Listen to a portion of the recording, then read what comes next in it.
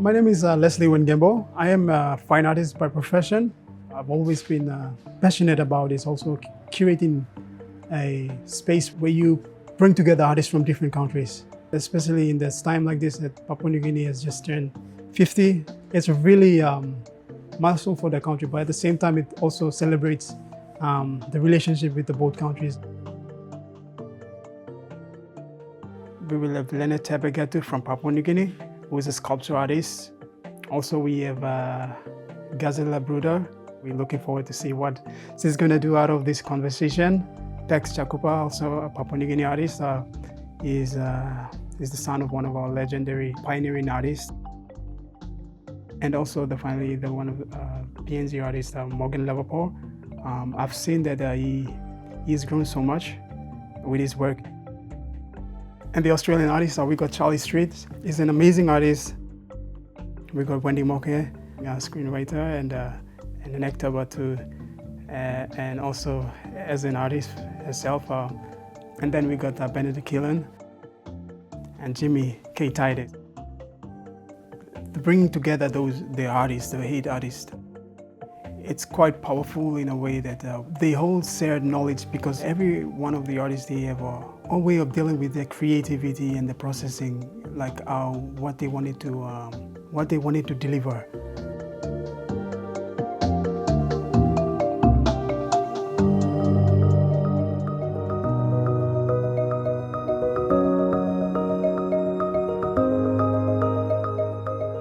Yes, so for this exhibition, we wanted to explore the connections between the both countries in a way of like the histories and even the stories of their fathers and their fathers, or their mothers and their mothers.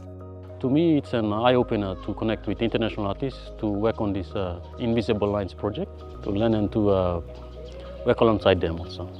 Someone like Bratus is like the alchemist of artists.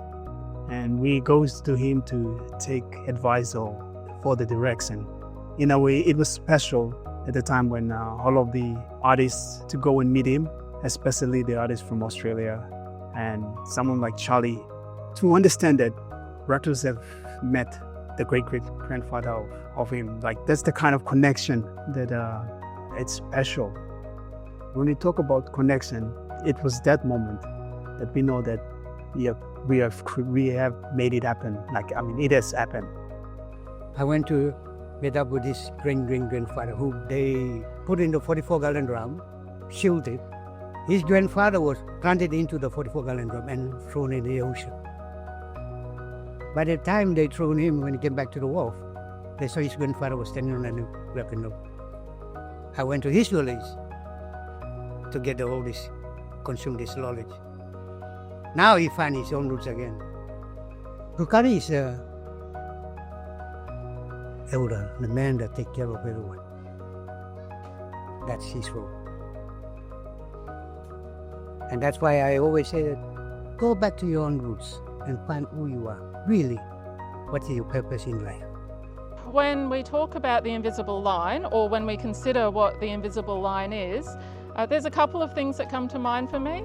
I think firstly it helps us reposition where Zenadth Kes fits into the broader Melanesian perspective.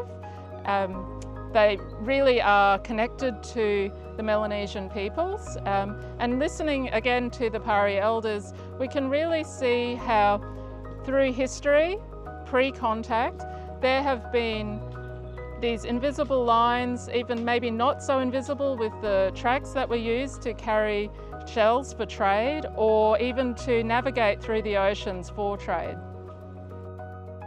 I've been looking a lot at the phenomena of the invisible line, and it intrigues me a lot in the sense that it exists and surrounds us almost daily.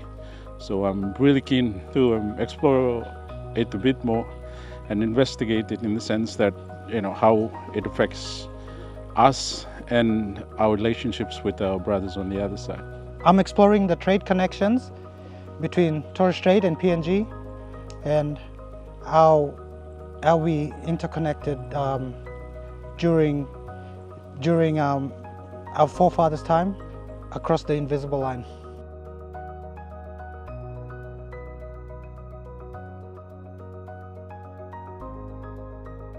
I think of the invisible line, for me as an artist, I think about there's this notion of when we leave Papua New Guinea and go to live somewhere abroad that we are automatically removed from PNG itself and our culture.